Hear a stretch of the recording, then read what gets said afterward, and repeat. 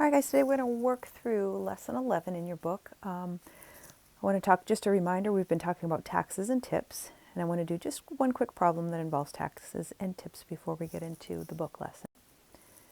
We talked about this the last couple of days. At a restaurant, let's say you go out and you order breakfast. We have pancakes, juice, bacon, and coffee. Those are the 4 items that you ordered on the menu. And what we do is we want to figure out how much you're going to pay for your bill.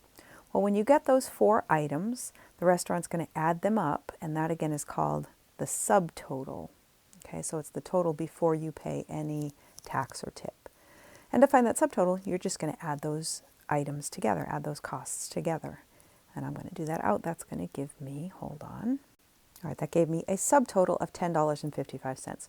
So just out of my wallet, that's how much I know I'm going to pay for that meal. But in addition to that, I also have to pay a tax on that meal, depending on the state that you're in and the city that you're in. You might pay different taxes in different locations. So there's sales tax for the state. There's also often a city tax or a local tax that you might pay in addition to the state tax.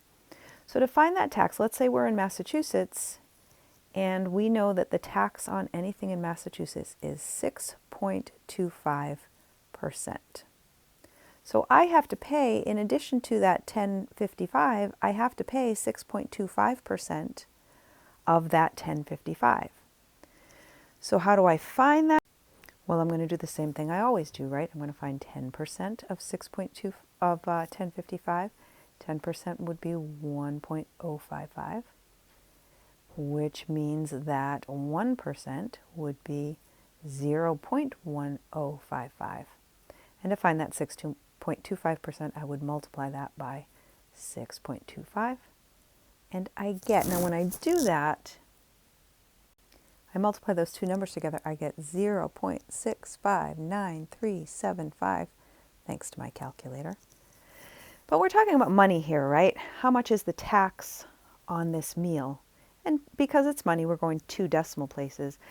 Now, 2 decimal places doesn't mean I go to the second decimal place and stop.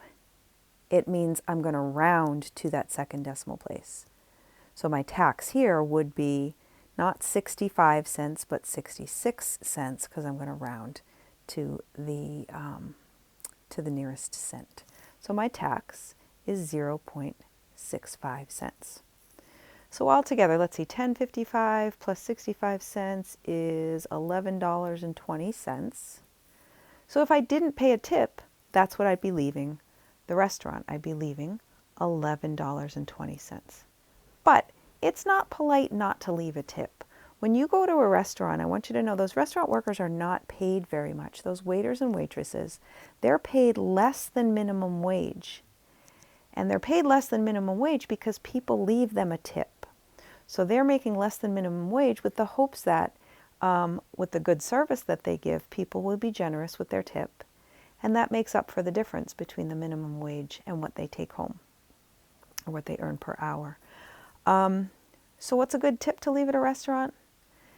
The least you should leave at a restaurant is 15%. 15% is bare minimum. A good tip is around 20%. Okay, so 20% of your meal is a good, generous tip. Between 15 and 20% is a pretty good tip. Okay, don't leave 2%. That's considered an insult. Don't walk away without leaving a tip. So you want to leave about 20%. Well, what's 20 or 15% or 20% of this 11.20? Well, here's why I want you guys to know how to find percents in your head, right? And I like that method that we use. What's 10%? Well, 10% would be $1.12, so 20% would be twice that, $2.24. That's kind of a weird tip to leave, right? Are you counting out $2.24, so $2.02 and 4 pennies? Well, you can round that tip as well, right? Maybe you leave $2, or maybe you leave $2.25. There's not an exact amount that you have to leave with a tip. You could leave less than that too. You can leave, you don't have to leave exactly 20%.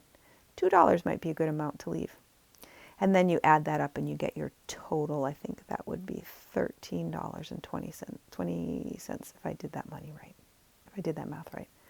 All right, so we have the taxes and we have the tips. And again, a general rule of thumb, between 15 and 20% is a decent tip to leave at a restaurant. Don't leave less than that. You look cheap and you're really hurting those restaurant workers. All right, there's a couple other things I want you to think about when you're talking about percents. And these are things that come up all the time in the real world. Okay, percents is actually a really useful thing to know how to think about. One of those things is called markup.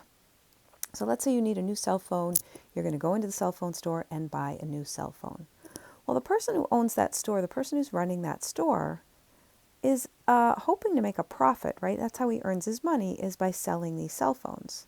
So how does he make that profit? Well, he buys cell phones from the cell phone companies. So from Nokia or from Apple or from whoever makes your cell phone.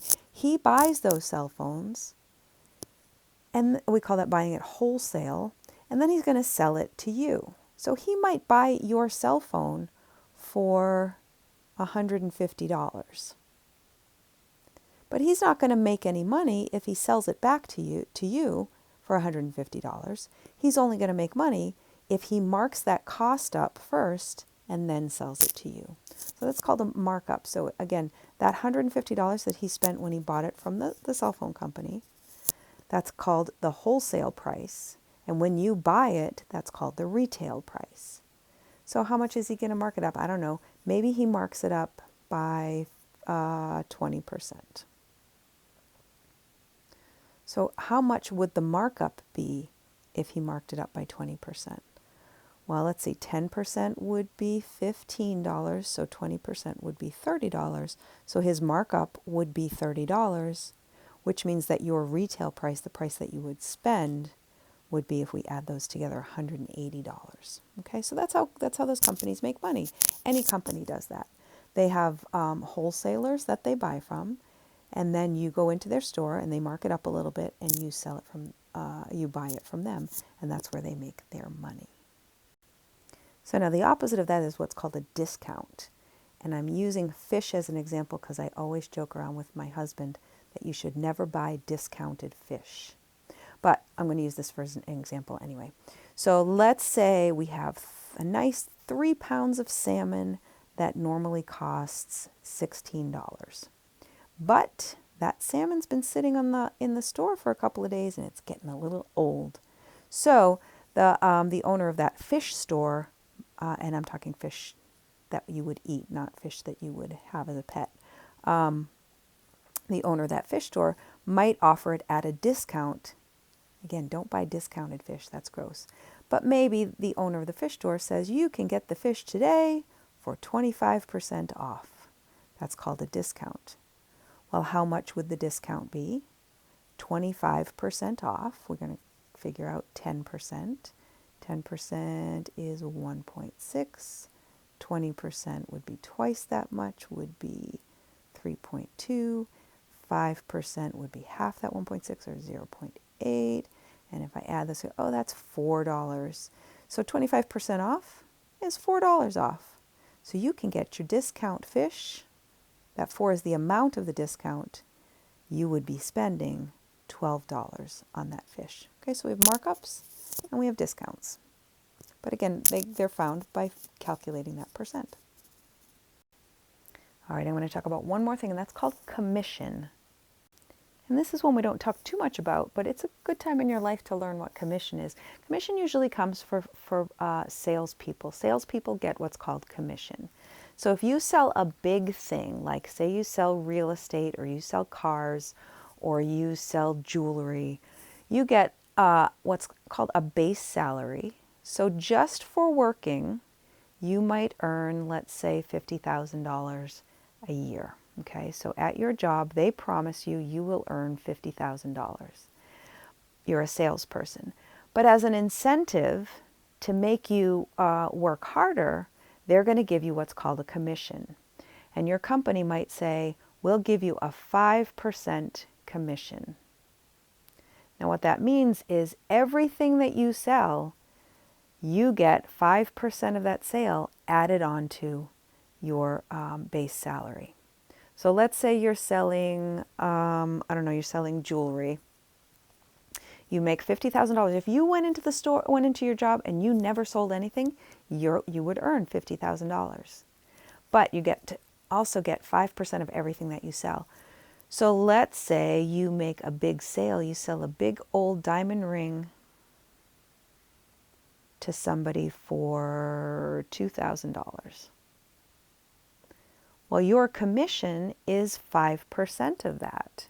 So that means that 10% would be $200, so 5% would be $100.